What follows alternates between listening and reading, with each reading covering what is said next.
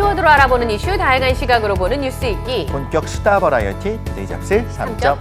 안녕하세요, 이현정입니다. 안녕하세요, 이독실입니다. 오늘 아침에 괜히 마음이 좀 가볍더라고요. 왜냐하면 오늘부터 야외에서 마스크를 착용하는 의무가 해제가 됐잖아요. 그러니까 지난 5월부터 야외에서 마스크 착용하는 거 해제가 됐지만 50명 이상이 모이는 집회나 뭐 콘서트장, 그다음에 뭐 야구 경기 이런 데서는 사람들이 다닥다닥 붙어 있으니까 마스크를 써야 됐었는데 이제 그게 사라졌다고 하니까 마음이 굉장히 가볍더라고요. 그렇죠. 네. 왠지 답답함도 좀 사라지고 그쵸. 사실 지금까지 마스크를 쓰고 있어서 좀 대화가 안 되는 것도 있었던 것 같아요. 우리가 입모양을 보면서 이야기를 하기도 하고 소리를 지를 때도 항상 답답한 부분이 있었는데 이제부터는 좀 편하게 할 수 있고 하지만 또 어떤 분들은 또 이제 개인 보건 때문에 또 쓰는 분들도 있을 수는 있겠죠. 근데 네. 이게 선택이다. 이제부터 풀렸기 때문에 그렇죠. 예, 가을 야구 즐기시는 분 내일 또 이제 평가전 있으니까 축구 때문에 가시는 분들은 이제 응원을 한번 그냥 소리 질러서 한번 해볼 수 있는 그런 부분이 있는데 조금 걱정되는 점은 뭐냐면 코로나 이후에 알게 된 사람이 마스크를 벗잖아요. 네. 누군지를 뭐 그렇죠. 처음 뵙겠습니다. 그분이신가요? 이제 그런 경우가 생길 수 있어서 좀 당황하실 수 있으니까 표정 관리를 잘 하시기 바랍니다. 그러니까 천천히 내려야겠네요. 처음에는 이제 코 아래 이제 턱스크로 좀 썼다가 이렇게 조금씩 그라데이션을 가지고 조금씩 스며들듯이 네. 우리의 진짜 모습을 좀 보여주면 좋을 것 같습니다. 네. 어쨌든 마스크를 야외에서라도 좀 마음 편하게 벗을 수 있게 된 건 다행인데요. 이제 다행입니다. 고령층에 계시거나 그 코로나에 취약하신 분들은 가능하면 쓰시는 게 좋겠다는 권고사항도 있었습니다. 네, 맞습니다. 자, 오늘 생방송 투데이 잡스 3.0 오늘은요. 맨디 선생님이 나오시는 월요일이긴 한데요. 지난번에 저희가 못한 경제 얘기가 있어서 특히나 그렇죠. 금리와 관련돼서는 여러분들이 꼭 알아두시면 도움이 되실 만한 내용을 준비를 했거든요. 끝까지 함께 해주시면 감사하겠습니다. 네, 9월 26일 월요일 투데이 앞서 3.0이죠. 빅데이터는 알고 있다로 시작하겠습니다. 바로 만나보시죠.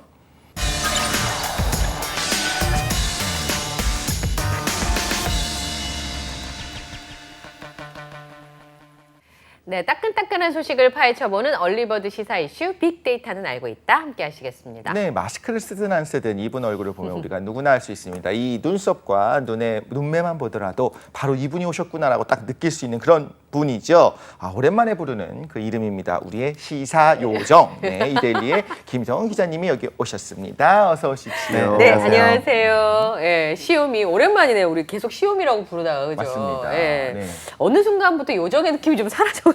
그렇죠. 우락부락한 요정. 저도 처음에는 시움이라고 해주셔가지고 약간 좀 놀랬다가 네. 요즘 왜 안 해주시지? 요즘에는 저를 막 어깨 뭐 이렇게 불러주시더라고요. 아니 저는 네. 이정재 씨가 너무 이렇게 각인이 잘 돼 있어가지고. 아니 뭐 시사 요정도 이정재 성대모사 할 수 있잖아요. 그쵸. 그래서 저희가 또 개인적으로 좋아하는 배우기도 하고 그래서 네. 종종 했었는데 이제 네. 좀 자주 하려고 합니다. 왜요? 네, 네. 아니, 너무 자주 하면은 또. 또 희소성이 떨어지는 부분도 있고 적절한 그래서. 수준으로. 네. 근데 요정이 우락부락할 수 있습니다. 닭이 사실 브라질에서 온 닭들은 보면 이제 우락부락한 걸 보면 생각해 보면 또 우락부락한 요정도 있을 수 있다. 우락부락하다는 뜻은 아닙니다. 그런 뜻은 아니지만 그런 요정도 있을 수 있다. 우락부락하다는 뜻으로 이해했습니다. 네. 아닙니다만. 네, 지니 같아요, 지니. 맞아요. 네, 알라딘의 멤버 지니. 요정. 예. 네, 진이요. 갑자기 알라딘 생각이 확 나네요. 윌 스미스가 갑자기 생각이 나요. 그 팅커벨이시고 싶었던 거예요, 지니가 아니라 같은 요정이어도. 아니, 말씀하신 대로 뭐 여러 가지 요정이 있으니까 뭐 그 중에 하나였으면 좋겠다라는 작은 소망은 있었죠. 네. 약간의 씁쓸함은 있는 눈에 보이긴 하는데 저 브라질 닭이 나올 줄은 몰랐어요. 네. 네. 알겠습니다. 그렇습니다. 자, 오늘 키워드 하나하나 살펴보도록 하겠습니다. 오늘 빅데이터는 알고 있다. 세 가지 키워드 보여주세요. 미사일부터 시작을 하는군요. 월요일부터 그렇죠. 네. 네. 북한이 25일 단거리 탄도미사일 한 발을 국내에 발사했다는 소식을 좀 가지고 왔는데요. 윤석열 정부 출범 이후로 5번째 미사일 되게 많이 발사라고 썼어요. 합니다. 네. 좀 더 내용을 구체적으로 설명을 드리면 합동참모본부가 북한이 25일 오전 6시 53분쯤 평안북도 태천 일대에서 동해상으로 발사한 단거리 탄도미사일 한 발을 포착했다고 밝혔습니다. 이 미사일은 고도 60km로 약 600km 정도 비행한 것으로 알려졌고요. 속도는 마하 5, 음속의 5배 정도 속도로 탐지가 됐다고 합니다. 차량형 이동식 발사대 TEL이라고 하는데 여기에 실려서 발사된 것으로 지금 현재까지 추정이 되고 있는 상황입니다. 네, 독실 씨 제가 네. 갑자기 궁금한 게 있어서 물어봐도 돼요? 네, 그럼요. 그 최근에 북한에서 발사한 미사일이 다 평양이랑 평안도에서 이렇게 발사를 하잖아요. 왜 네네. 그쪽에서 쏘는 거예요? 뭐 이유가 있어요? 그게 아니면 어디서 쏠 수 있을까요? 아니 그 서해 쪽에서 이렇게 쏠 수도 있잖아요. 중국 쪽으로요. 큰일 나지 않을까요? 중국 쪽으로 아니, 쏘거나 러시아로 쏠 수도 평안도면 없고. 서해 쪽이잖아요. 그러니까 동해 쪽에서 이렇게 쏠 수도 있지 않을까요? 함경도랑 이렇게. 지금 그렇긴 한데 네. 일단 방향 자체는 일단 동해 쪽으로 쓰는 것이 맞고 또 이런 게 있는 것 같아요. 여러 가지 상황들을 좀 같이 봐야겠지만 동해로 쏘게 되면 일본을 넘어가 버리든가 중거리나 장거리가 돼서 아니면 동해로 떨어져야 되는 것들이 있죠. 그게 나중에 문제가 생길 수 네, 있으니까. 문제 생길 수가 있죠. 네. 그 영공을 침범하는 것처럼 보일 수가 있거든요. 사실은 어느 정도 이상의 고도로 통과하게 되면 거긴 영공으로 인정하지 않습니다. 네. 그럼에도 불구하고 사실 뭐 일본이라든가 타국 입장에서는 당연히 우리 영공 위쪽, 저 위쪽이지만 거기로 지나간다고 했을 때 굉장히 문제가 될 수 있기 때문에 그렇죠. 이런 요소들이 있다는 거고 그래서 이제 흥미로운 사실 중에 하나가 스푸트니크라고 하는 그러니까 최초의 인공위성이 있었잖아요. 네, 그거를 소련에서 쏜 거. 네, 소련에서 쏠 때 이런 생각을 했었대요. 결국 인공위성을 쏘게 되면 돌잖아요. 네. 인공위성 우주를 돌고 있는 거잖아요. 네, 그쵸. 말하자면 그러다 보면 당연히 미국 위도 지나갈 수가 있을 텐데 네. 거기서 외교적으로 항의를 하면 어떡하지란 걱정하는 거예요. 왜 그때까지는 여기를 우주의 개념으로 볼 거냐 아니면 뭐 영토 위 저 무한대 그 높은 곳까지 전부 다 자기 영공을 볼 거냐 아직 국제적인 규약이 없었을 때예요. 네. 그런데 이렇게 마음을 졸이면서 자기들도 지켜보고 있었는데 별 문제 없이 지나가더라. 요걸 보고 나서 그럼 이제 이 부분은 국제적으로 별 문제가 없구나 하고 만심하고 이제 로켓 발사를 했다는 얘기들이 있어요. 그러니까 요걸 확장해서 생각을 해보면 북한 같은 경우에도 이 도발이 뭐 새로운 뭔가 대단한 기술이 있다 이걸 보여준다기보다는 그냥 일종의 도발과 시위성이거든요. 그러니까 좀 안전을도 확보하면서 하는 부분이 있을 수 있지 않을까. 우리나라와의 관계 말고 예를 일본이나 러시아나 뭐 이런 데를 그럼요. 약간 문제가 생기면 감당이 안 되니까 이쪽에 쏜다는 거군요. 그런 부분도 있을 수 있겠죠. 그러면 네. 갑자기 왜 미사일 쏘는 거예요, 지금? 앞서 말씀하셨던 대로 이제 뭐 미사일을 쏘는 과정 자체가 그냥 미사일이나 한번 쏘자 뭐 이런 게 아니라 여러 가지 좀 외교적 문제가 첨예하게 좀 충분히 생길 수 있잖아요. 대립하고 있다 이렇게 네. 보시면 될 것 같은데 북한이 한동안 잠잠했던 탄도미사일 카드를 다시 꺼내든 이유는 표면적으로는 미국의 핵추진 항공모함 부산 입항과 들어온다 그러더라고요. 맞습니다. 예. 동해에서 예정된 한미연합 훈련에 대한 반발 성격이라는 분석이 나오고 있습니다. 이른바 떠다니는 군사기지로 불리는 항모가 남측에 입항을 하고 코앞에서 해상연합훈련이 열린다고 하니까 북한 입장에서 가만히 있을 수 없는 거겠죠. 이에 대한 약간 무력 반발 시위 그리고 약간 네. 경고성 메시지를 담아서 대응이 필요했을 것으로 보인다. 이런 차원에서 미사일을 발사한 것으로 보이고요. 전문가들은 제7차 핵실험 준비를 마무리한 북한이 앞으로 미국 항모 출동 등을 계기로 한반도 긴장 고조의 책임을 한국과 미국 쪽으로 넘기기 위한 어떤 좀 준비 단계가 아니냐 이렇게 얘기가 나오고 있고 핵실험 등에 대한 전략 도발 명분 쌓기라는 축축도 지금 나오고 있는 상황입니다. 그래요. 그러니까 핵실험을 한동안 안 했었는데 그리고 영변 핵시설 폭파하는 장면도 예전에 나갔었잖아요. 근데 이제 그랬었죠. 핵실험을 할 건데 그건 마지막 카드니까 이래도 이렇게까지 올 거야 이러면서 약간 에스컬레이터 되는 조금 불안한 상황이긴 한 것 같아요. 일부러 뭔가 시비 거는 건 있는 것 같아요. 지금 핵항모가 들어와 있는 상황이잖아요. 저는 네. 사진을 보면서 이거 좀 되게 위세가 대단하다 이런 생각을 했었는데 네. 북한 입장에서 이제 내부 결속도 있을 것 같고 여기서 가만히 있는 모습을 보여주면 안 되니까 네. 내부에도 계속적으로 긴장을 유발하는 것과 지금 말씀하신 것처럼 왜 이런 훈련을 계속해 사실 별거 아닌 그러니까 사실 계속 지금까지 정기적으로 있었던 훈련인데도 불구하고 뭔가 굉장하게 항의하는 모습을 보이면서 너희들이 이렇게 우리를 말하자면 옥죄니까 네. 우리 핵실험 할 거야라고 하려는 명분을 쌓으려고 네. 지금 미리 밑밥을 좀 깔고 있다 이렇게 생각할 수도 있겠네요. 한 가지 더 좀 말씀드릴 부분이 이 레이건호라고 하죠. 미국 핵항모가 23일 네. 국내에 입항을 해서 우리 해군과 동해에서 합동 연합훈련 나설 계획인데 이 핵항모가 한국 작전구역에서 훈련을 펼치는 게 2017년 11월 이후 5년여 만에 처음이거든요. 그럴 거예요. 그러니까 사실 5년여 만에 미국 핵항모가 우리 해협에 들어와서 같이 훈련을 한다는 것 자체도 북한 정부 입장에서는 약간 좀 다르게 받아들일 위협적으로 소지가 느낄 수 분명히 있겠네요. 있습니다. 예. 북한은 탄도미사일 발사에 앞서 최고인민회의에서 채택한 핵 무력 정책 법령을 지난 9일 공개를 하기도 했는데요. 네. 핵을 공세적 또는 선제적으로 사용하겠다는 의지를 과시하는 한편 스스로 핵 보유국이다, 우리는 핵 보유국이다라는 지위를 조금 있음을 주장하는 차원에서 이런 행동을 했다 이런 분석도 나오고 있습니다.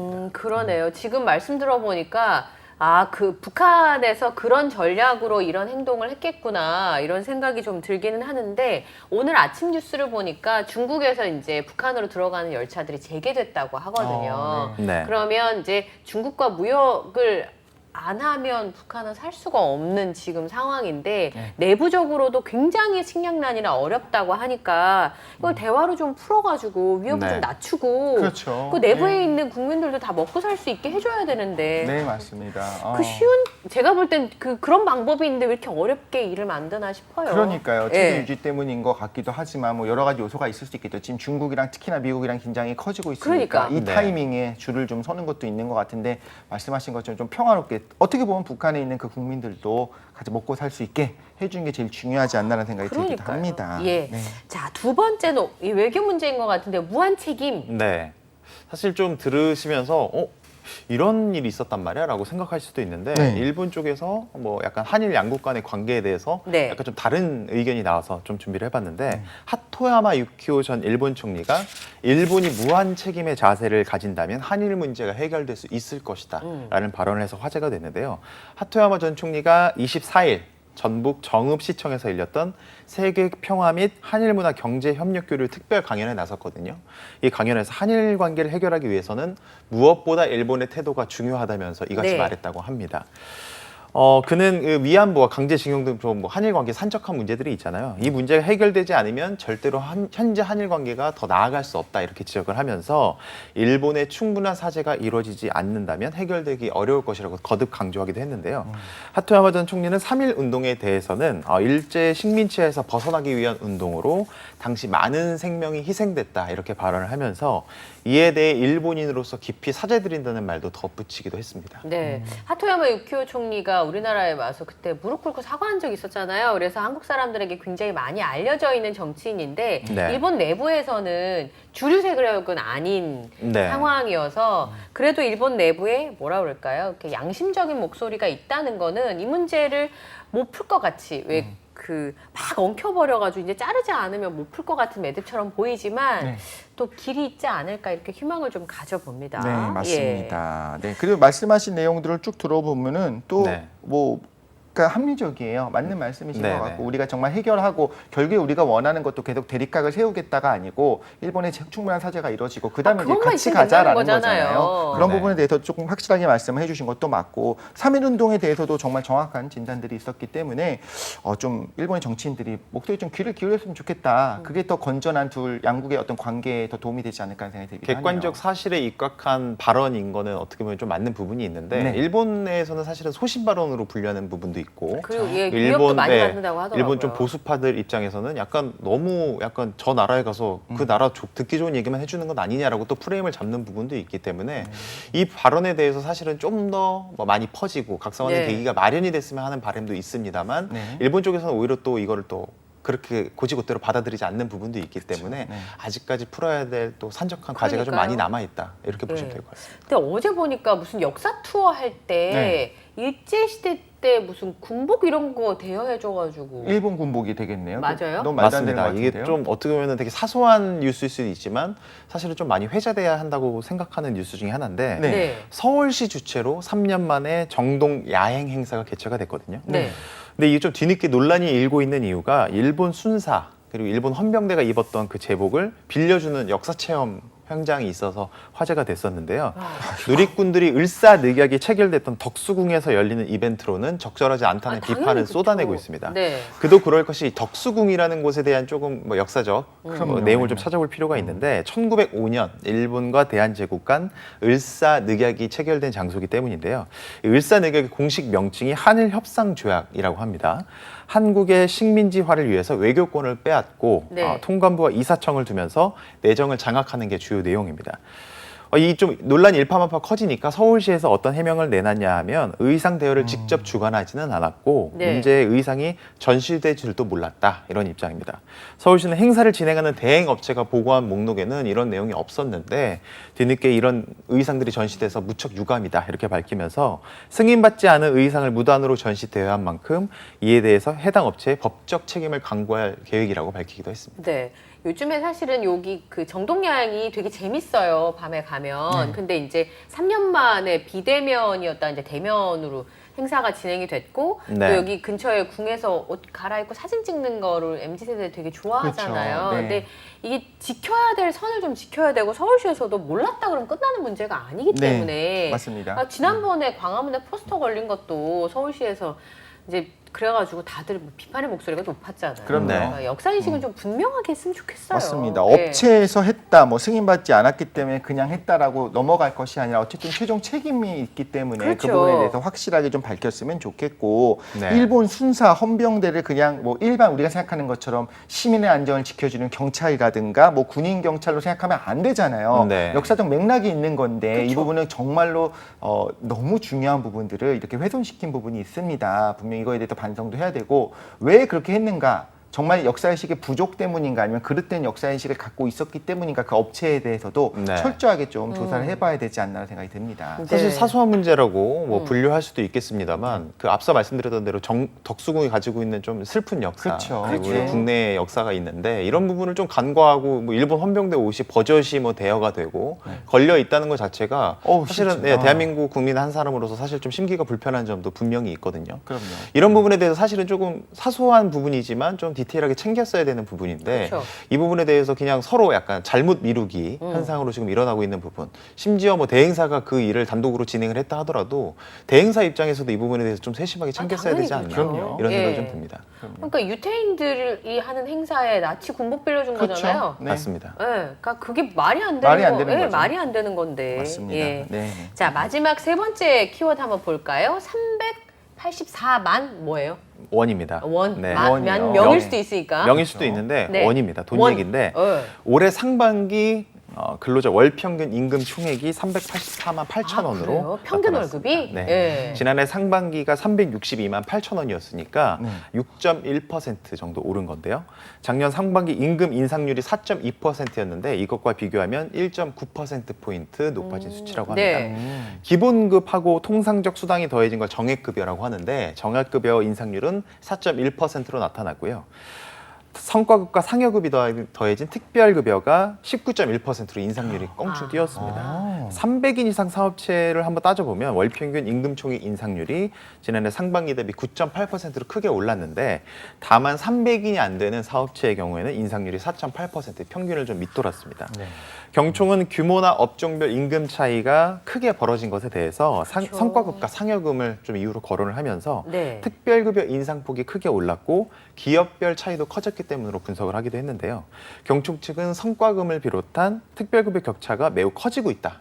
이런 점을 확인했다 이렇게 밝히면서 고액의 성과금이 그렇지 못한 기업의 근로자에게 상대적 박탈감도 맞아요. 주고 사회적 격차를 한층 심화시킬 수 있는 만큼 합리적 수준에서 우리 모두 좀 조정하고 공감대를 형성할 필요가 있다 이렇게 네. 말하기도 했습니다. 그러니까 이게 해결을 어떻게 하는지는 좀 생각해봐야 되는 문제인데 그 작년, 뭐 재작년 IT 업체나 대기업들은 네. 인력난에 시달려가지고 뭐 의자도 뭐 굉장히 비싼 걸로 바꿔주고 막 이런 뉴스들이 나왔었잖아요. 네. 그에 네. 비해서 제조업을 주로 하는 중소기업들은 급여를 올려줄 여력이 안 되니까 격차가 커지고 박탈감이 커지면 일하기 싫어진다는 게 문제예요. 그럼요. 네, 돈을 줘야 일을 하죠. 근데 그럼요. 거기다가 오르긴 올랐는데 문제는 성과급 위주로 많이 오른 건데 성과급으로 오른 게 20% 가까이 될 정도로 많이 올랐잖아요. 네. 근데 모든 기업이 다 성과급을 주는 것이 아니고 그렇죠. 성과급이 주는 기업들은 정해져 있고 그리고 뭐 300인 이상 말씀하신 것처럼 300인 이상이냐 이하냐에 따라서 또 많이 차이가 나는 걸 보니까 분명히 어쨌든 월급이 오르고 있는 거는 확실하지만 네. 오히려 이 격차가 벌어지고 있는 것들이 좀 씁쓸하게 느껴지기도 하고 네. 평균은 평균입니다. 어디까지나 그 말은 이거 네. 이상의 급여를 받는 분들이 많다는 거는 이하도 많다는 게 될 텐데 그렇죠. 상대적으로 이런 기사들의 면면을 살펴보게 되면 나랑은 상관없는 얘기네 혹은 네. 저 기업에 다니는 사람들은 저렇게 더 많이 받을 수 있네라는 생각이 들면서 좀 그런 격차가 느껴지면 또 속상한 부분들이 있거든요. 네, 근데 저기 6.1%잖아요. 네. 작년하고 올해 식료품 물가 상승률이 거의 10% 육박하거든요. 네. 네. 그러니까 8%, 9%, 10%뭐 얼마 얼마 있다 이제 뭐 김치값도 올린다고 하더라고요. 포장김치도. 네. 그에 비하면 저게 많이 올라 보이는 것 같지만 물가 대비해서는 살기는 더 팍팍해진 거 아닌가 이런 걱정이 좀 되네요. 맞습니다. 환율부터 시작해서 우리 안 그래도 어. 경제에 대해서 너무 걱정이 많아서 네. 그래서 오늘 좀 특별 코너가 또 준비되지 않았습니까? 이렇게 유도하는 건가요? 예, 잠시 후에 저희가 전해드리도록 하고요. 우선 빅데이터는 알고 있다. 이데일리 김성훈 기자님을 보내드리고 네. 경제 얘기를 좀 나눠보도록 하겠습니다. 오늘 말씀 고맙습니다. 네, 감사합니다. 네. 네, 저희는 잠시 후 2부 뉴스는 네모다로 돌아오도록 하겠습니다.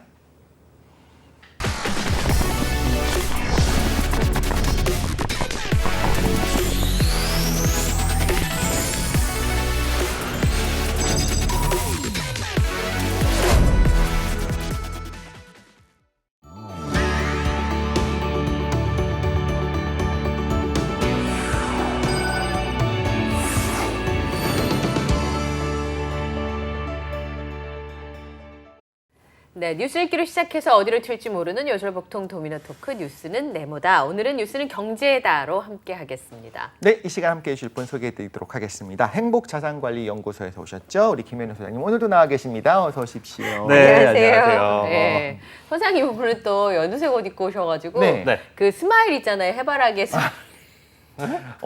네, 네. 네, 항상 음. 너무 웃는 얼굴이셔가지고. 노란색 입어야 되는 거 아니에요? 저는 제가 대신 그래서 사실 보고 이쪽에서 제 이 각도에서 바라보게 되면 네. 봄이 아닌가 김나리꽃이 피었네라는 생각이 들기도 했고요. 혹은 그러니까 삐약삐약 병아리 두 마리가 이렇게 네. 있는 것 같이 귀여운 두 분이 함께 있습니다. 예, 알겠습니다. 감사합니다. 근데 소장님 진짜 엊그제 뵌 것 같은데. 네, 네, 그러네요. 아니, 그반 시간이 참 빨리 가요. 그반 일이셔서 나오셨나요? 그런 게 아니라 예. 그때 채권 투자 얘기하다가 아. 뭔가 이제 중간에 딱 끊겨가지고 네. 찝찝하기도 하고 빨리 말씀을 드려야 되겠다. 이건 마무리해야겠다. 마무리는 빨리. 아. 우리 그 어려운 거는 배워가지고 복습을 빨리 하지 안 그러면 또 잊어버리잖아요. 예. 맞습니다. 저는 그날 금리 인상 할 때 그 한국은행 총재께서 그런 얘기 하셨잖아요. 별일이 없으면 0.25%포인트 그 올릴 거다 그랬는데 별일 별일 생겨가지고. 생겼어. 예. 그래서 보니까 그 이후에 한국은행 총재 0.5%포인트 올릴 수도 있는 것 같은 뉘앙스로 네. 얘기를 하셔서 그 얘기를 좀 해봐야 되긴 할 것 같아요. 매번 예. 별일들이 시작되고 있죠. 별일 없는 하루가 없습니다. 그렇죠. 네. 네. 지난 목요일에 우리가 충격과 공포의 미국 기준금리에 대해서 얘기를 나눴는데 충격과 공포. 이제는 그 충격과 공포도 뭐 누구나 예상할 수 있는 수준이 됐어요. 네. 충격의 세상에서 살고 있습니다. 이후 우리 경제도 당연히 연관되어서 이제 충격을 받은 모습이 있었는데 상황이 이렇게 되다 보니까 당연히 안전자산에 대한 선호하는 심리들이 커질 수밖에 없잖아요. 네. 네. 그래서 우리가 잠시 언급을 했었습니다. 채권 투자라고 네. 하는 거에 대해서 저희 사실 처음 이야기했던 것 같아요. 네. 우리 뉴스는 경제다에서. 그래서 이제 채권이 새로운 투자처로 이제 주목을 받고 있고 네. 뭐 장기 채권, 단기 채권 그리고 역전 현상 이런 부분에 대해서 말씀해 주셨는데 네. 이 네임 말고는 다 까먹었습니다. 그래서 더 잊어버리기 전에 채권이란 단어조차 잊어버리기 전에 네. 오늘 딱 짚고 나면 확실하게 기억이 좀 되지 덜 잊어버리지 않을까. 않을까. 네, 그렇죠. 네, 네. 그래서 이제 많은 분들이 주식에서 채권을 옮기는데 그럼 채권이 도대체 뭐냐? 네. A부터 Z까지 네, 한번 네, 네. 천천히 이야기를 들어보면 좋겠습니다. 알겠습니다. 예전에 근데 조금 전에 안전자산 말씀을 네. 해주셨어요. 근데 우리가 안전자산 하면 3대 안전자산이라고 있었잖아요. 아, 맞춰볼까요? 네. 금. 그죠. 그다음에 예금. 예금, 거시적으로 봤을 때. 아, 금 말고 뭐 있어요? 달러. 달러. 달러. 그리고 N. 소동 엔화도 그러니까 지금 생각하면 이런 느낌. 아, N? 예, 전 세계 시장에서 달러, N, 금. 요 세 가지를 안전자산이라고 했었는데 지금은 N? 그러면 다 N? N 이렇게 바닥인데 사실 일본이 잘 나갔던 때. 맞아요. 이 지금은 지표상으로 봤을 때 우리나라가 사실은 더 잘 나가는 나라가 됐죠. 그런데 예전에 일본이 호황일 때는 기축통화인 달러와 함께 엔화가 안전자산 그리고 거기에 더불어서 이제 금 네. 이게 3대 안전자산이었는데 사실은 이게 지금 많이 바뀌었습니다. 요즘에 금값이 잘 안 오르고 점점점 오히려 떨어지는 이런 불안한 상황에서 금값이 왜 떨어져?라고 봤을 때 대체 투자할 수 있는 수요가 바로 이제 채권이거든요. 네. 근데 채권 중에서도 미국 같은 혹은 뭐 유럽의 영국이나 아니면 독일 같은 아주 탄탄한 나라에서 발행한 채권들이 안전자산으로 선호되고 있다 보니까 이제 투자처가 사람들의 눈이 이제 N은 더 이상 뭐 안전자산을 보지 않고 거의 채권 쪽으로 네. 안전하게 투자할 곳이 어디 없을까 할 때 생각하는 게 채권이라는 거죠. 근데 채권이라는 말은 우리가 뭐 주식만큼이나 많이 들어봤는데 네. 아마 채권에 대한 개념이 뭐냐라고 되물어보면 글쎄 하시는 분들이 많으실 왜 거예요. 그러냐면 이유가 예금하고 헷갈려서 그래요. 그 예금도 1년 만기 해가지고 예. 돈 넣어놓으면 이자 주잖아요. 뭐 채권도 돈 빌려주고 이자 받는 거잖아요. 맞습니다. 그 똑같은데 저는 오히려 채권에 처음 알았던 게 주식을 모르고 예금의 개념도 그냥 어린아이들이 갖고 있는 수준만 있었을 때 네. 자동차를 살 때 채권을 사야 돼요. 아, 그때 처음 알았어요. 저는 집에 전화 넣을 때 채권 샀어야 됐어요. 네? 모르셨구나. 그래요? 아시는 분이 많지 않구나. 우와. 이렇게 따르릉 전화기 있잖아요. 네네네. 돌리는 전화였나요, 심지어? 네, 돌리는 오. 전화. 그거 할 때는 채권을 사야 됐어요. 야 이거 재미난 얘기를 해주셨는데. 어머! 그래서 보통은 공부로 몰아넣었거든요, 스튜디오를. 샀다가 바로 팔잖아요. 네, 맞습니다, 그때 맞습니다. 그런 개념 때문에 몇 퍼센트 손해를 보고 파는 거고 네. 그런 얘기를 들어가지고 좀 그런 거다 생각했는데 이게 재밌는 뭐가 있나요? 재밌는 뭐가 있어요. 그러니까 이 얘기도 말씀을 드릴 텐데 채권이라는 건 일단 뭐냐 좀 전에 말씀해 주신 것처럼 돈을 빌려주는 거예요. 그냥 차용증이라고 보시면 됩니다. 채무 관계에 대한 증명 같은 거예요. 네, 채권이라는 건 돈 빌려주는데 만기가 언제까지고 뭐 이자가 어떻게 되고 또 나라에서 발행한 거냐 뭐 회사에서 발행한 네. 거냐 은행에서 발행한 거냐 이것 따라서 그냥 어디선가 돈 빌려준 딱지 이렇게 네. 보시면 되는데 조금 전에 말씀 나왔으니까 그 얘기부터 해주면 우리가 그 자동차를 살 때도 요즘에 채권을 삽니다. 네. 집을 살 때도 채권을 사야 돼요. 의무적으로. 아. 왜 그걸 사야 되느냐? 차가 다니려면 도로가 있어야 되잖아요. 그렇죠. 네. 그리고 뭐 터널을 뚫거나 다리도 놔야 되고 그럼 그 돈을 뭘로 할 거냐? 세금. 세금으로 해야 되는데 차를 탄 사람이 좀 더 부담을 해야 되지 않을까? 합리적이네요. 그쵸. 그렇지. 네. 걸어다니는 사람이 거기에 돈을 낼 이유가 별로 그쵸. 없죠. 차를 위한 건데. 나는 차 환경을 생각해서 나는 죽을 때까지 차 안 살 거야. 그런 분은 네. 물론 이제 버스는 타고 다니겠지만 그건 대중교통 요금을 내는 거고. 네. 차를 타는 사람이 조금 더 그 인프라에 대한 비용을 부담해야 되지 않을까? 그러지 않겠니? 또 집을 사는 사람이 우리가 어떤 주택 정책이나 이런 것들을 할 때 자금이 필요한데 거기에 좀 보탬이 돼야 되지 않겠니? 예전에는 따르는 전화기, 전화선은 전화만 거는 사람이 필요하지. 그러네. 전화 없는 전신주 사람이 세우고. 그쵸? 왜냐면 전화 없는 집도 있었어요. 많았죠. 그러니까요. 그때는. 그때는 뭐 네. 전화 그리고 자동차 이런 것들이 사실은 부자들만 가질 수 있는 물건의 때였다가 종류. 그럴 때가 있었어요. 그래서 채권을 발행을 합니다. 그러니까 나라에서 차를 살 때 채권을 발행을 하는데 도로를 놓는데 돈이 필요해. 그래서 돈 좀 빌려줘 차 사는 사람아 의무적으로 네. 차값에 뭐 적게는 4%에서 많게는 12%까지 돈을 빌려줘. 그러니까 2천만 원짜리 차를 사게 되면 대략 한 200만 원 남짓한 돈은 나라에 빌려줘야 되는 거예요. 빌려주는 거죠. 주는 게 아니라 그렇죠. 세금이랑 다른 거죠. 네, 나라는 채권을 주고 차용증을 주고 나라에다가 200만 원을 빌려주게끔 네. 되어 있습니다. 그런데 그 채권 이자가 얼마냐 하면 빌려주는 거니까 이자를 줘야 되잖아요. 그렇죠. 아무리 나라라고 해도. 네. 근데 그 채권 이자가 1%예요. 연 1%. 뭐 하지 않은 그러니까 거예요. 지금 따져봤을 때 CMA 금리가 한 2.6 이렇게 나오는 그죠. 상황에서 1%로 어느 정도를 빌려드냐면 이게 지역마다 다른데 서울은 7년 그리고 지방은 5년입니다. 5년 만기, 5년 동안 빌려줘. 짧게는 뭐 길게는 7년 동안 빌려줘 이러는데 아니 1% 이자로 지금 요즘 같은 금리에 나라에 그렇게 빌려주면 손해잖아요. 네. 그래서 그 채권을 샀다가 바로 그냥 팔아버립니다. 1%짜리 채권을 시중에 팔면 어때요? 지금 시중 금리가 막 이렇게 높은 상황에서 네. 헐값에 팔아야 그렇죠. 되죠. 네.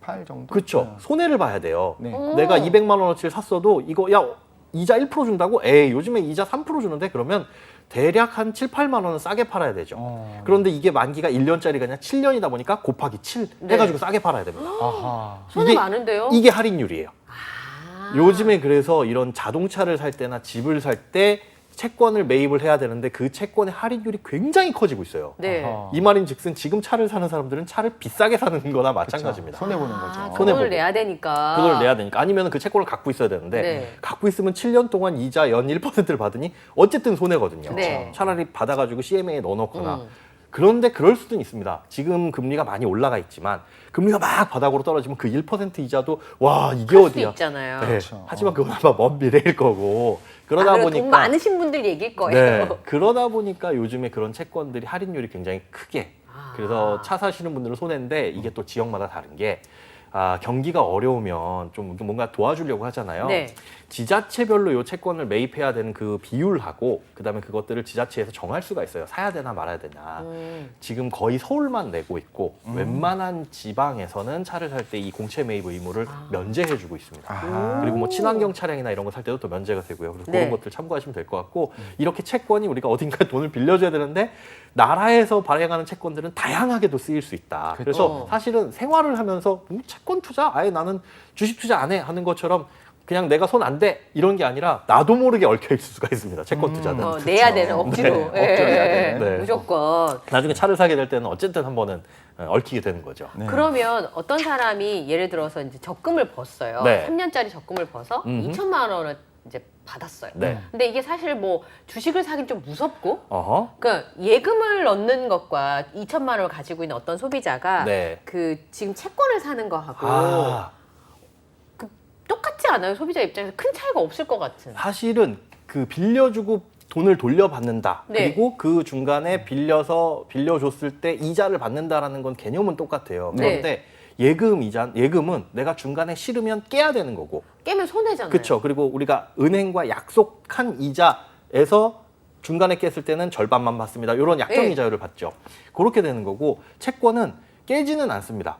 중간에 누구한테 팔아야 돼요. 그러니까 친구가 돈을 빌려줘 해가지고 친구한테 돈 빌려줬는데 내가 3년 동안 돈 빌리기로 할게 해가지고 친구가 빌려갔어요. 근데 빌려준 제 입장에서 급하다고 중간에 한 1년쯤 지나가지고 친구가 돈 좀 갚아라 네. 이럴 수는 없잖아요. 약속을 한 거니까. 네. 그래서 채권은 이렇게 보시면 돼요.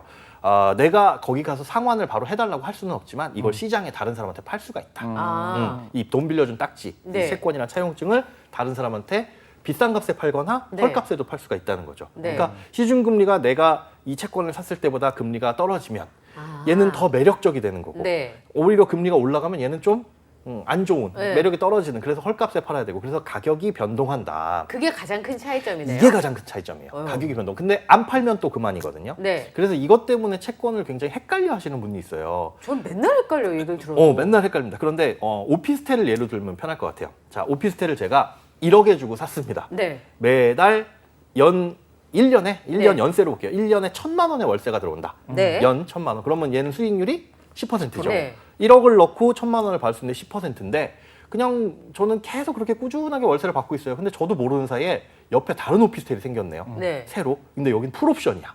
너무너무 좋아요. 예. 그런데 여기가 똑같이 가격이 1억에 나왔어요. 네. 그러면 저희 오피스텔은 상대적으로 좀 조금 매력이 떨어지죠. 떨어지죠. 그리고 월세도 1,000만 원씩 받기가 어려울 거고. 네. 그래서 이 1억짜리가 한 5천만 원으로 확 떨어졌다. 폭락했다. 어떻게? 아이고. 저는 속상하지만 안 팔면 그만이죠. 네. 저는 매년 1,000만 원 받는 건 똑같습니다. 하지만 원래는 10% 수익률을 가졌던 제 오피스텔이 밖에서 봤을 때는 네. 이제 5천만 원만 넣으면 1,000만 원을 받을 수 있는 20%의 수익률로 올라간 거예요. 상대적으로 가격이 떨어졌으니까. 네. 아. 월세가 그대로라면. 근데 오. 왜냐하면 월세는 고정이니까 2년이고 4년이고 뭐 계약한 기간만큼 그렇게 보시면 돼요. 제 오피스텔의 수익률은 확 올라갔는데 네. 그 말인즉슨 오피스텔 가격이 떨어졌는데 채권에 발생하는 이자는 약속한 거니까 따박따박 들어오는 이자 금액은 똑같은데 채권 가격이 떨어졌네? 그러면 수익률이 올라가게 된 거죠. 네. 그렇죠. 네. 내 채권 수익률이 올라가는데 왜 이자가 똑같이 들어오지? 이게 아니라는 거. 이자는 똑같이 들어오니까 수익률은 올라간 건데 그 말인즉슨 내 채권의 가격이 떨어졌다. 네. 그 말인즉슨 곧 이 채권을 시장에다 팔면 손해다. 네. 1억짜리 오피스텔을 지금 내놓으면 5천만 원밖에 못 받는다. 이 뜻인 겁니다. 그러니까 수익률이 올라가면 내 채권 가격 떨어졌다. 아. 이렇게 되는 거고 요즘에 채권 금리가 뭐 낮아졌네 수익률이 낮아졌네 라고 한다면 채권 가격이 올라갔으니까 이걸 팔면 그만큼 차익을 벌 수 있겠네 라고 이해를 하셔야 돼요. 아, 그 보통 이제 그 돈이 많으신 분들 있잖아요. 네.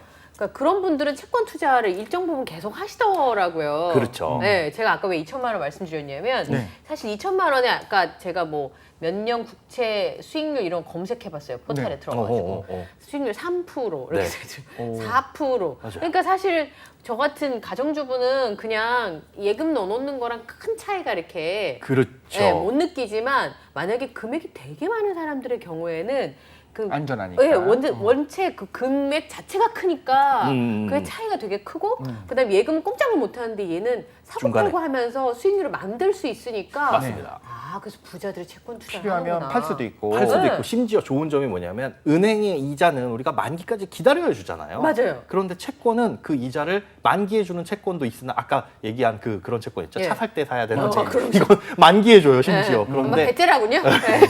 그냥 야, 너 팔아라라고 네. 하는 거예요. 근데 심지어 회사채라든가 다른 채권들은 대부분 이자 지급 주기가 3개월입니다. 아, 석달한 번 더 석달한 주나요? 거죠. 예. 그럼 그러다 이자를 보니까 받을 수도 있는 거고 그렇죠. 내가 좀 더 싸게 살 수 있다면 더더욱 이득이 된다는 그렇죠. 거네요. 이 그러네요. 싸게 사서 이자를 중간중간 받으면 그 이자로 재투자를 할 수 있잖아요. 네. 하다 못해서 채권에 집어넣은 그 돈으로 3개월마다 한 번씩 나오는 이 돈을 적금에 가입할 수도 있는 거고. 그러면 여기에 재투자 복리 수익률이 생기기도 하는 거고요. 그럼 채권이 좀 매력이 있다는 게 좀 느껴지기도 생각보다 하고 괜찮다. 이름도 심지어 예쁘잖아요, 채권. 저 근데 지난주에 이제 채권이 다 이기지 마시고요.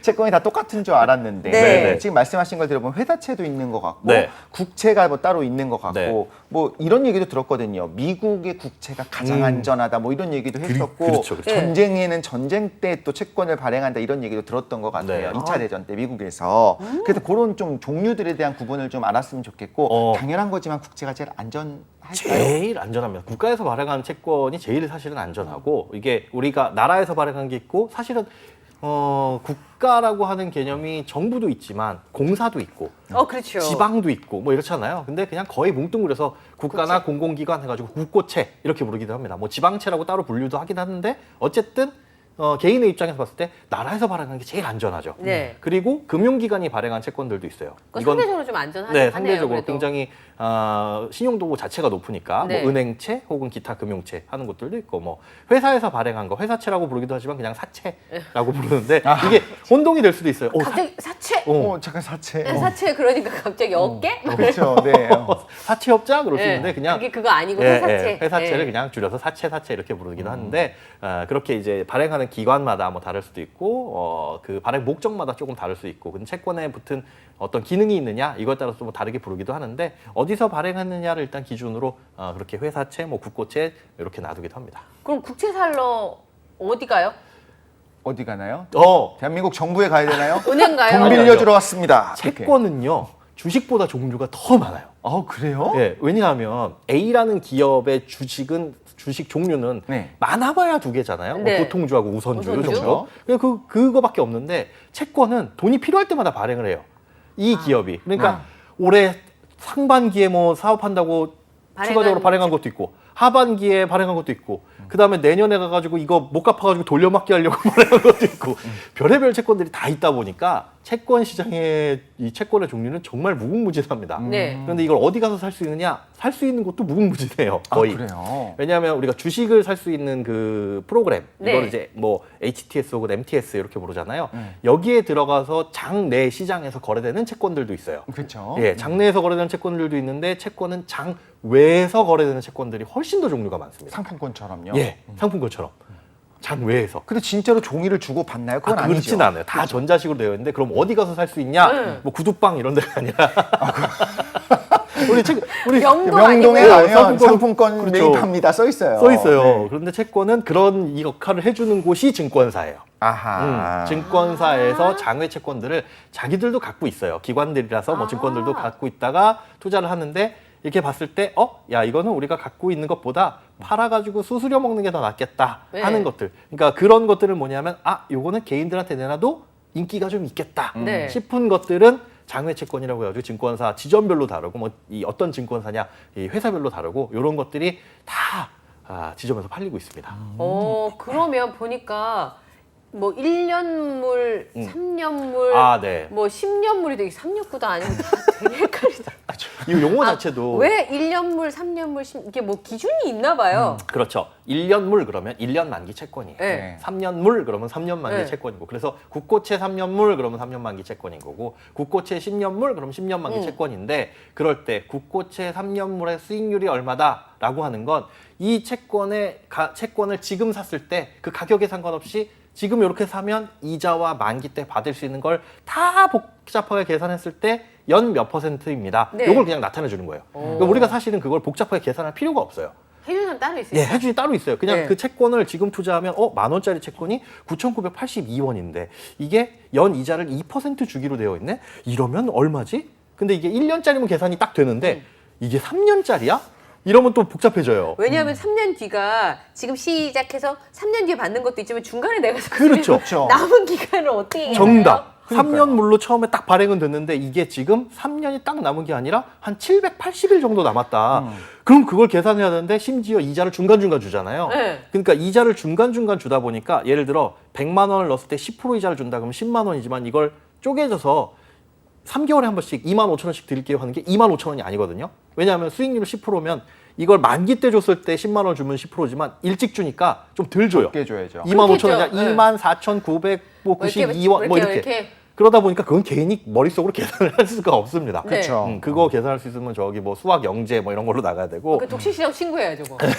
그래서 채권은 그냥 단순하게 요 채권을 지금 사면 연수익률이 얼마다라는 게 직관적으로 딱 나타나 있어요. 그리고 심지어 이게 뭐 3년물, 10년물 하더라도 만기까지 남은 기간이 중요한 거지. 이게 10년 만기 채권인데 내년에 만기야. 그러면 사실 10년을 기다려야 되는 건 아니잖아요. 그러면 채권에 써 있는 네. 얼마의 이자를 주겠습니다 말고 수익률이 중요하다는 거죠. 수익률이 중요한 그러니까 거예요. 수익률만 보면 되는 거죠. 네, 저는. 얼마의 이자가 나옵니다가 중요한 게 아니라 우리 오피스텔을 살 때도 네. 여기 월세가 한 달에 50만 원 들어옵니다. 네. 50만 원이네. 이게 중요한 게 아니라 오피스텔 가격이 중요한 거잖아요. 네. 가격 대비 수익률이 얼마? 얼마냐. 그래서 A 오피스텔, B 오피스텔, C 오피스텔을 비교할 수 있듯이 채권도 이걸 지금 사게 됐을 때 들어오는 이자와 네. 만기까지 기다렸을 때 요 차익들 네. 이걸 다 계산해서 연수익률이 얼마다. 심지어 증권사에서는 이걸 은행 이자로 환산해서 은행 예금으로 환산 시 얼마다. 세전세후 얼마다. 직관적으로 우리가 딱 비교할 수 있게. 그래서 요즘에 은행 예금이 한 2.8% 나오던데 이 채권은 예금으로 환산하면 얼마예요? 그러면 3.2%입니다. 아, 그러면 지금 사면 유리한 그렇죠. 거죠. 예금보다 이거 하는 게 낫다라는 거죠. 근데 채권을 샀다가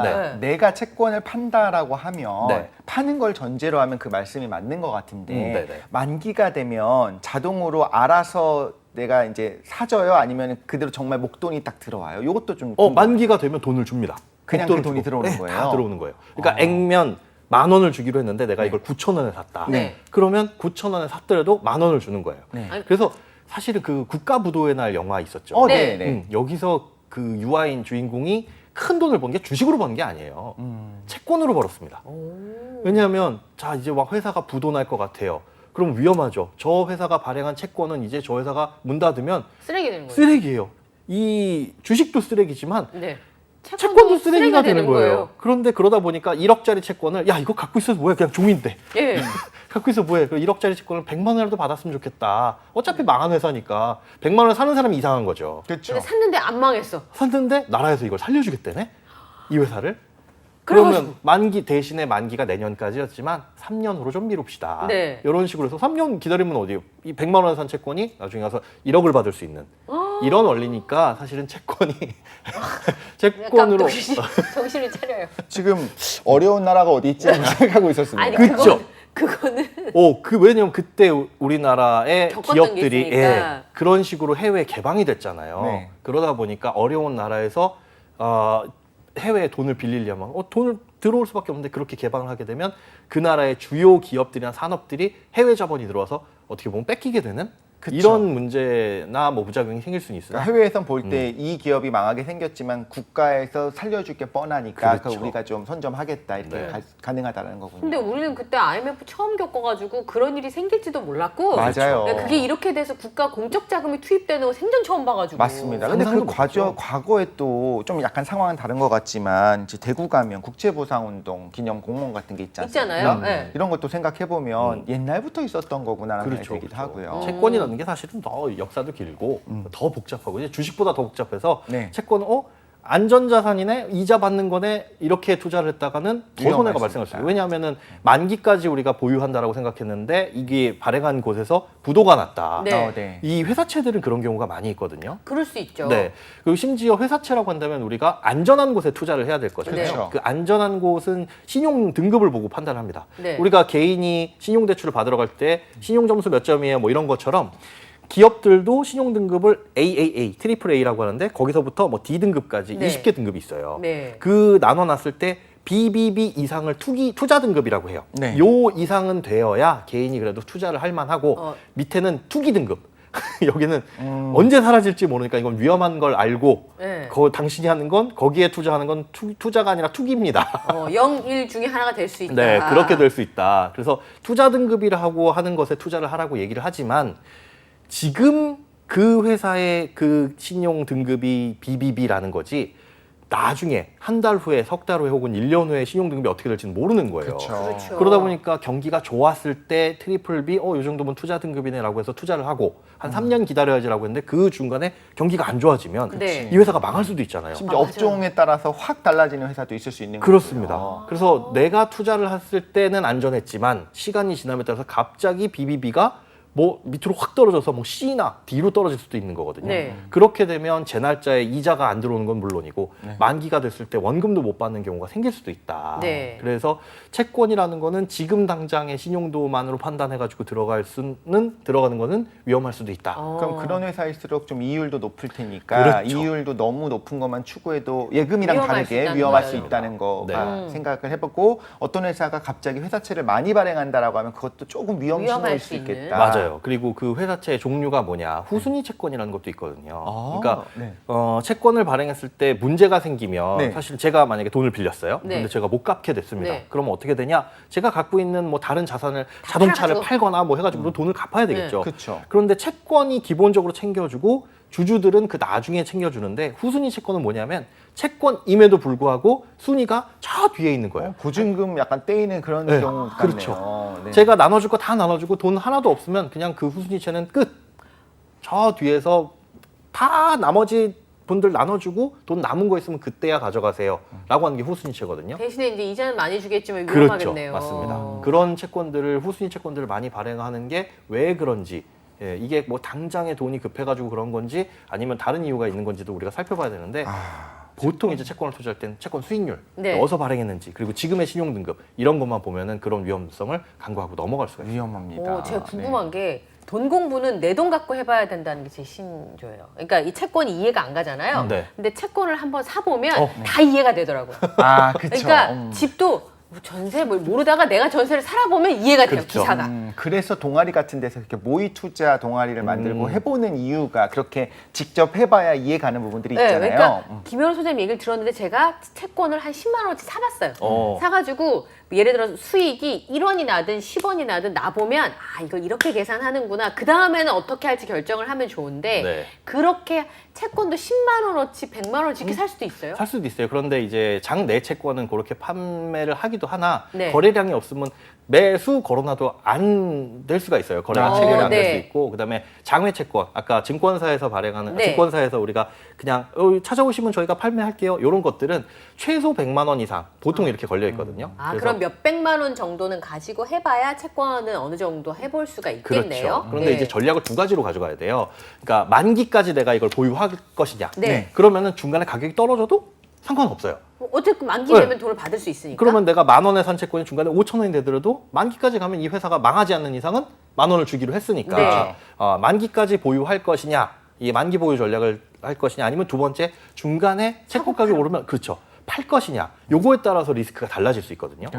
만기 보유한다면은 시장의 금리가 올라가든 내려가든 그냥 나는 지금의 이자만 받으면서 만기까지 갈 거야. 네. 이렇게 가면 되는데, 나 중간에 혹시나 금리가 더 떨어지게 되면 요거 차익 노리고, 네. 그럼 그때 팔 거야라고 생각을 했는데 생각대로 시장 상황이 안 움직일 되면 수 있잖아요. 오히려 금리가 더 올라가 버리면 네. 이 채권의 가격은 더 떨어질 수 있잖아요. 이런 거에 따라 가지고 채권 투자를 할 것이냐 말 것이냐도 결정을 하셔야 돼요. 지금은 국고채 투자하기는 좀 그렇겠네요. 금리는 계속 올라갈 가능성이 지금 높잖아요. 아주 중요한 판단을 해주셨는데 그래요? 그런데 사람들이 지금 채권 투자, 개인 투자자들이 채권에 몰리고 있어요. 왜요? 이유는 금리가 뭔가 너무 높으니까. 불안한 그러니까 거군요. 미래에 더 올라가든 말든 세상 이자를 이렇게 많이 준다고? 왜냐하면 AA 정도 되는 정말 안전 AA 정도면은 거의 은행 네. 아니면 뭐 카드사 이렇게 망할 리가 없는 곳들 뭐 네. 예전에 그런 경험이 있긴 하지만 네. 지금으로 봤을 때는 거의 망할 가능성이 없는 안전한 금융기관들이 발행하는 채권의 금리가 요즘에 4% 중후반이 나오고 있어요. 어허. 은행 예금보다 훨씬 높죠. 그러니까요. 심지어 이자를 3개월마다 한 번씩 준다 그러는데 요즘엔 1개월마다 한 번씩 주는 이것도 여쭤보려고 했어요. 아까 말씀하시길래. 네. 네네. 그렇게 발행을 하고 있으니 개인들이 작년 재작년엔 주식이나 코인이나 뭐 부동산이나 다 뜨거웠지만 이제는 막 너무 상처를 많이 입었어요. 그죠. 아침에 보면 뭐 코스피 파란불, 오늘도 코스닥 파란불. 아, 저 안 본 지 엄청 오래됐어요. 못 보겠더라고요. 다들 3개월 나 주식창 안 열어본 지 3개월 됐다. 이런 자기 분들. 투자 중이에요 지금. 네. 그런데 야 채권이라는 안전한 투자가 있는데 심지어 그게 은행에서 발행한 채권들이 4% 넘는 이자를 준다고 하다 보니까 개인 투자들이 여기에 몰리게 된 거죠. 앞으로 금리가 매력이 떨어지면 있네요. 그렇죠. 그러니까요. 오. 금리가 지금보다 더 오르게 되면 손해를 볼 수 있음에도 불구하고 지금 당장에 가장 매력적인 투자처로 보이니까 여기에 개인들이 몰리고 있습니다. 확실히 심리적인 부분이 굉장히 크게 작용하는 부분이 있는 것 같고. 그렇죠. 근데 지금 말씀하신 것처럼 원래 3개월에 한 번씩 이자를 준다고 하셨잖아요. 네네. 자동차 탈 때는 만기 때 주는 거고. 근데 지금 말씀하신 건 은행 같은 경우에는 매달 주는 경우도 있다. 네네. 그건 이게 바뀐 건가요? 왜 그렇게 됐나요? 아 이게 사실은 매달 주는 게 뭐 은행이나 회사나 뭐 금융기관이나 매달 주는 것 자체가 손해는 아니에요. 왜냐하면 아까 말씀드린 것처럼 만기에 뭐 100만 원 줄게. 네. 하지만 이걸 잘라서 주면은 뭐 3개월마다 주면 25만 원씩 주는 게 아니라 그렇죠. 좀 어차피 적게 덜 줘, 준다. 더 적게 줘도 되니까. 미리 주는 건 적게 주는. 미리 네. 주는 건 적게 줍니다. 매달 주는 것도 적게 줘요. 네. 그럼에도 불구하고 이렇게 매달 주는 채권을 발행하는 이유는 뭐냐면 조금 전에 설명드린 개인 투자자가 급격하게 증가하고 있다 보니까 채권 투자에. 네. 그래서 개인 투자자 수요를 맞추기 위해서 예전에는 채권의 주요 수요는 기관들이었어요. 네. 연기금, 안전하니까. 공제회 뭐 이런 것들, 외국인 이런 것들이었거든요. 작년 한 해 동안 1월부터 9월 한 중순까지 외국인과 연기금, 공제가 산 채권액이 한 134조 원. 네. 그런데 올해는 반토막 났어요. 한 67조 원으로. 안 삽니다. 기관이나 이런 것들이, 외국인들이. 왜? 네. 금리가 오르면 채권 가격이 떨어지잖아요. 떨어지니까. 이걸 사면 자산이 손해야. 손해인 거예요. 네. 네. 그래서 기관은 안 사는데 개인들이 몰려가고 있죠. 개인들은 작년 한 해 동안 산 채권보다 지금 1월부터 9월까지 산 채권이 거의 3배 많아요. 아, 그 정도예요. 그 정도로 많아요? 이 정도로 몰려갔어요. 그래서 저도 이제 증권사 아는 분들한테, 지인분들한테 이렇게 여쭤보면 요즘 부자들은 뭐해요? 그러면 그냥 한 2~5달 전부터 채권이 나오면 바로 매진. 그리고 장외 채권이라고 하면 증권사에서 이렇게 갖고 있다가 파는 채권이잖아요. 예전에는 한 3~4년 전만 해도 장외 채권의 주된 그 주류 채권의 등급이 한 트리플 B 정도였습니다. 네. 딱 투자 등급에 딱 걸쳐 있는. 근데 요즘은 장외 채권은 이런 게 없어요. 안 팔아요, 증권사에서. 위험하니까? 왜냐하면 AA 등급의 채권들이 나와 있는데 굳이 비비. 트리플 B를 권할 이유가 없는 거예요. 그렇죠. 괜히 이거 권했다가 나중에 문제 문제 생기면 생기면 민원 걸리고 이러잖아요. 그래서 아유 이런 거 팔지 말고 그냥 AA만 해도 고객들이 만족하니까. 네. 근데 트리플 B 정도의 그럼 채권 금리는 어느 정도냐? 지금 10%가 넘어가고 있습니다.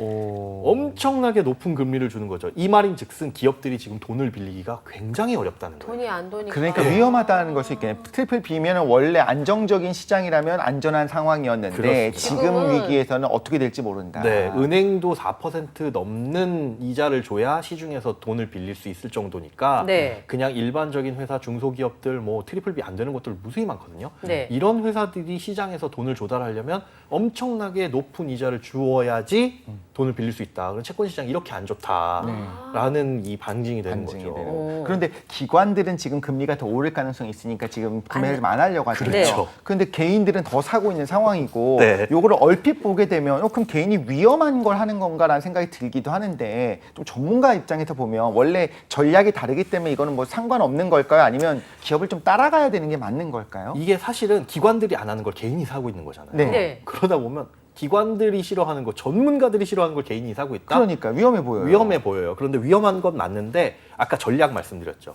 기관들은 이걸 만기 보유 전략으로 가져가는 경우는 거의 없습니다. 사고 팔고. 사고 팔고 이자를 받다가 채권 가격 올라가면 팔아가지고 차익 남기고 네. 이 차익은 또 세금이 없거든요. 네. 주식처럼. 그런 전략을 갖고 있는데 금리가 올라가서 채권 가격이 떨어질 걸 생각하다 보니까 기관들은 안 사는 거거든요. 네. 그러니까 개인이 이걸 접근할 때 어떻게 해야 되냐? 만기까지 보유할 것이다.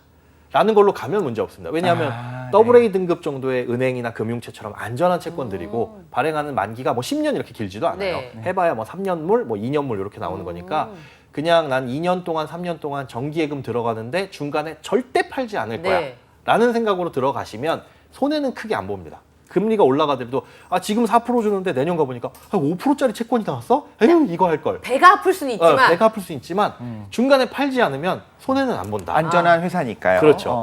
배가 아플 수는 있지만 마음의 상처를 받진 않겠구나. 그렇죠. 주식처럼. 그렇죠. 그래서 네. 배가 아픈 건 참을 수 있다면 2년, 3년 보유할 걸 생각을 하고 가시되 네. 난 중간에 차익 남길 거야 라고 하면 기관도 안 하는 걸 그걸 개인이 할 필요는 없는 거죠. 그렇죠. 아, 기관은 배 아픈 걸 싫어하는 거군요. 그쵸. 그렇죠. 제가 계산을 해보니까 아까 4%, 뭐 5% 이런 채권들이 있을 수 있잖아요. 네. 오피스텔 투자해서 월세 받으시는 분들이 실제로 수익률 계산해 보면 그래요. 10% 넘는 경우 별로 어우, 없어요. 10% 너무 그러니까 진짜 제가 좋더라고요. 기억하기로 5% 언저리라고 했거든요. 그 정도도 많이 나오는 겁니다. 아까 근데 그러면- 너무 천연덕스럽게 10% 아, 예를 그거는 드셔가지고 이제 전 그게 맞는 줄 알았는데. 그러니까 이거 계산해 보면 네. 사실은 세입자가 들어와서 독실씨가 들어와서 안 나가요. 네. 월세도 안 내고 아니, 안 막 나갑니다. 이러면 그 다 손해율이잖아요. 권리가 저한테 있거든요. 거기에 세금 내야 되죠. 또 지역가입자는 건보료도 올라가죠. 네. 그리고 뭐 세입자가 보일러 고장 났어요. 그럼 보일러도 고쳐줘야 되죠. 그럼요. 세입자 바뀌면 도배 장판 새로 해줘야 되죠. 그럼요. 이런 비용들 생각하면 비싼 지역일수록 오피스텔 수익률, 월세 수익률이 더 낮게 나오거든요. 네. 생길 것도 3%만 많고. 넘어도 네. 그렇죠. 근데 그 장점이 매달 따박따박 뭘 준다는 거였는데 지금 생각해 보면 오피스텔 살 돈은 안 되는데 뭐 1억이 넘어요. 오피스텔에서 하니까 최소 내 그쵸. 자금을. 그렇죠. 근데 이자 내는 거 계산하지 않는다면 네. 그러면 한 5천만 원에서 1억 정도 가지고 계시고 매달 뭘 좀 받았으면 좋겠다. 그런 전략이라면 좋죠. 나쁘지 않은 나쁘지 않은 투자처이겠네요. 투자처예요. 그리고 심지어 미국채, 뭐 10년물 이런 네. 것들도 장외 채권으로 나온 경우도 있어요. 물론 이제 수익률이 그렇게 높진 않습니다. 뭐 3% 네. 남짓이긴 한데 좋은 점은 달러로 들어온다는 거. 아, 예, 아하. 이자가 달러로 들어와요. 네. 달러로 들어오다 보니까 물론 이걸 또 환전하고 하게 되면은 증권사는 환전 수수료가 굉장히 적습니다. 네. 원화로 바꾸면 좋긴 한데 어쨌든 달러로 들어왔을 때 환차익도 조금 볼 수 있고. 볼 수 있는 거고. 네. 그래서 그런 것들 안정적으로 내가 주기적으로 돈을 받고 싶다. 매달 뭐 아니 석 달에 한 번 이렇게 그렇죠. 받고 싶다. 그러면 이런 것도 투자는 나쁘진 않은데 아까 말씀드린 그런 위험성들 네. 그런 것들 다 따져봐야 되고 그리고 이 채권 이자도 이자 소득세를 내야 됩니다. 그게 연간 2천만 원이 이자 수익이 넘어가면 이것도 금융소득 종합과세 대상자가 될 수 있으니까 아, 네. 연간 2천만 원이면 한 달에 100만 원 넘게 돈이 들어와야 된다는데 이제 그렇죠. 그런 경우는 어. 서민들은 그렇게 많지 네, 네, 않으니까. 네. 몇 천만 원 가지고 그래 매달 예. 조금씩이라도 그쵸. 어디 그 외식 한번 할 돈이라도 생활비 조금이라도 보탬 되도록 묻어놓고 싶다 한다면은 나쁘지 않은 투자. 개인적으로는 그 세금을 이자를 통해서 내고 싶다라는 생각이 들긴 나도 한번 정도. 내봤으면 참 좋겠다. 감사한 마음으로 낼 것 네. 같습니다. 자, 어쨌든 정리하자면 주식처럼 너무 쉽게 생각하지는 말고 예. 하지만 한번 고려해서 공부를 해보시고 좀 더 궁금한 게 있으면 우리 행복자산관리연구소 이분을 두드려 주시면 네. 이런저런 이야기를 들을 수 있겠다라는 생각이 듭니다. 지금까지 주스는 경제다 우리 김현우 소장님과 함께했습니다. 감사합니다. 네, 고맙습니다. 네, 오늘 저희가 준비한 소식은 여기까지고요. 저희는 내일 오전에 다시 찾아뵙겠습니다. 네, 다음 시간에 또 만나요. 안녕.